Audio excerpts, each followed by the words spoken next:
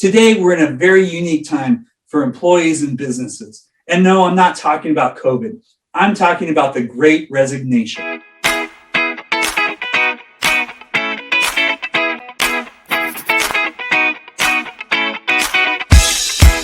Hello, everyone. My name is Eric Rourke, CEO of Rourke, and I'm here to talk about 10 great retention strategies for accounting and finance professionals in 2022. First of all, why is retention so important in 2022? Well, the labor market is really hot. And when I say really hot, I mean on fire. And retaining employees is going to be critical in 2022, and it's been very difficult. So people right now, especially during the pandemic and the changes that we've had to make, are rethinking their lives, their entire lives, and the amount of time they spend at work, the amount of time they spend commuting, and how that relationship is. And finance and accounting teams tend to be at or above capacity. So I've never seen an accounting team that was like 80% capacity. It's usually 90, 95, 110. And when we look at retention strategies, we're going to talk about the top 10 today. First and foremost, really it starts from the top, and culture starts from the top. And that's align your team around your purpose and your core values. I can't speak highly enough about that and how that really impacts an organization. Then you're going to attract the right people, and attracting the right people will also retain the right people and will grow your business. 2, make sure that you identify your top performers and that you're staying close to your top performers and understand their needs, wants, and desires. Just because they're performing well does not mean that they will continue to or that they're not happy. Top performers tend to perform well no matter what the circumstances are, but they're also the most highly sought after and could be quick to leave. 3, complete stay interviews. So you want to get a pulse of your employee audience prior to them leaving.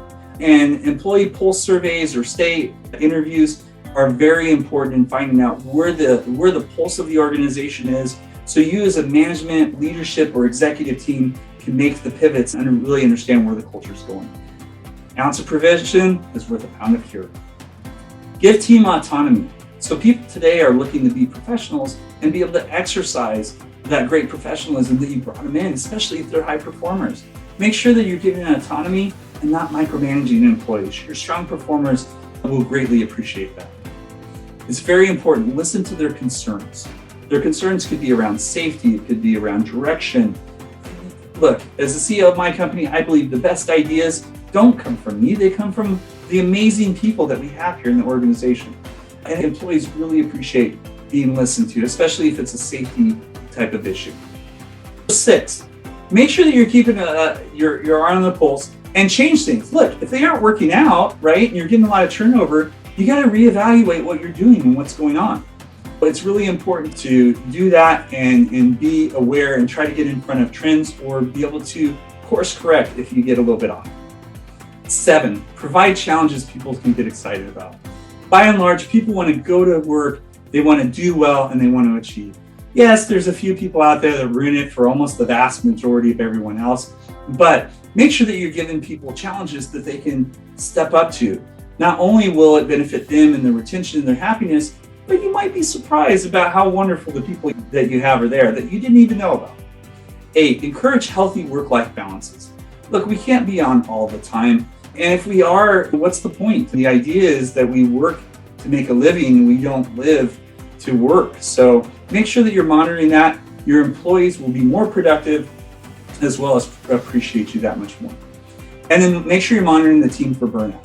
There is so much that's going on from a stress perspective nowadays that it's very easy for people to get burnt out, whether they're managing at home, whether they're managing at work, the stresses that have caused because of all these changes. Just make sure that you're staying close. Number 9, monitor your team for burnout. 10, last but not least, make sure that you're paying the market value for salaries. Very important that we're staying up. There's been a lot of inflation that has went into the salary market, so you're going to want to make sure that you're doing that. So if you enjoyed the top 10 retention strategies for accounting and finance professionals in 2022, let us know by hitting the thumbs up and like below. Also, if you have ideas that you want to share with our community, because we are a group, please include that in the comment section. If you enjoy the content of the channel, as always, please subscribe.